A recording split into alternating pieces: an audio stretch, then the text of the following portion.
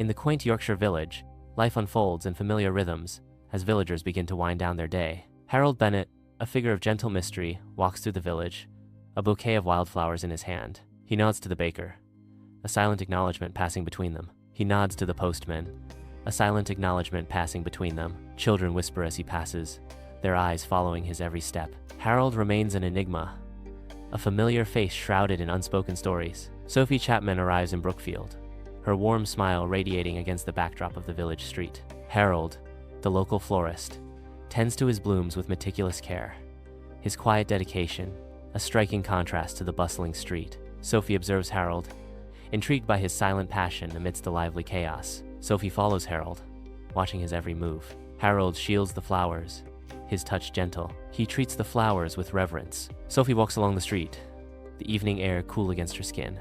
Through the light rain, she sees Harold standing motionless. Sophie calls out, "Sir, your flowers are getting soaked." She extends her umbrella, offering a shield from the rain. Harold replies, "Thank you, love, but I mustn't be late." He walks on, leaving Sophie filled with curiosity. Sophie follows Harold into the silent village cemetery. From a distance, I watch as Harold kneels beside a grave. Harold gently wipes the headstone clean, revealing the name beneath. He places flowers at the base of the grave, a splash of color against the gray stone. Harold sits in silence, a solitary figure keeping watch over the past. Sophie wanders through the quiet cemetery, the headstones standing as silent witnesses. She stops at Emily Bennett's grave, the inscription revealing a life tragically cut short. Emily Bennett, wife, mother, my forever light. 1960, 1989. Sophie is touched by the profound love and sorrow etched in stone. Bathed in the dim glow of streetlights, Sophie waits, her figure cloaked in long shadows. Harold approaches, and Sophie steps forward, a bouquet of tulips in her hand. Sophie offers the tulips, her voice soft. For her, Harold accepts the flowers, replying quietly, "You're very kind." Under the cloak of night, Sophie and Harold walk in silence toward the cemetery. The silence between them echoes with unspoken grief and shared loss. In the tranquil village street, Harold's voice rumbles softly as he begins to share his memories with Sophie. His voice drops, a whisper of the past. Her name was Emily. Harold's voice deepens with emotion as he recalls, "We met when we were 17. His voice trembles slightly as he continues, "Married at 20. Harold's voice fills with warmth as he describes Emily. "She was the kindest soul I've ever known." Under the dim evening light, the street is quiet, the air heavy with the scent of damp earth and dying leaves. Harold's voice cracks, barely a whisper, as he begins to speak. "We had a son, Samuel. He was 4. His voice trembles as he recounts. "It was a Sunday morning. We never made it back." The weight of the past crushes him as he confesses, "I lost control of the car on the bend near the river road." As evening descends on Brookfield Village, Harold stands alone, the fading light stretching shadows around him. His eyes reflect a gentle sadness as he begins to explain the depth of his vow. "I made her a promise in our wedding day that I'd bring her flowers every week," Harold recounts, his voice soft with memory. "Now I bring them every day." His words hang in the air, heavy with love and loss. As evening descends on Brookfield Village, Sophie and Harold walk slowly, their figures framed by the setting sun. The air grows cold, filled with the scent of wood smoke, as Sophie asks, "How is Emily doing?" Harold pauses, his gaze distant, as he reflects on memories of Emily. "She loved to read, you know," he recalls. "Always had her nose in a book. Earl Grey was her favorite tea, and I can still hear her humming while she hung the washing out to dry."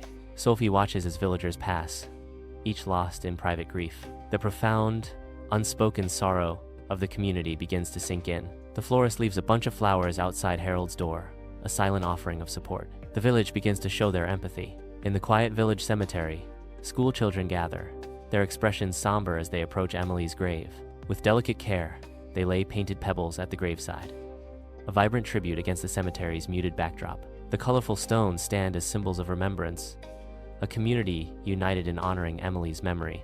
A gentle breeze whispers through the trees, carrying the community's collective memory of Emily. At the village cemetery gate, a musician fills the air with a soft, melancholic melody. The music creates a serene atmosphere as villagers transform the space into a place of healing. The community unites to honor the departed, turning sorrow into a vibrant tribute. Each planted flower and tended grave is a testament to enduring love and remembrance. Evening descends upon Brookfield Village, as street lamps paint long shadows across the tranquil scene. A cool breeze whispers through the trees, rustling leaves as Sophie confronts Harold with a question hanging heavy in the air. "Do you still talk to her?"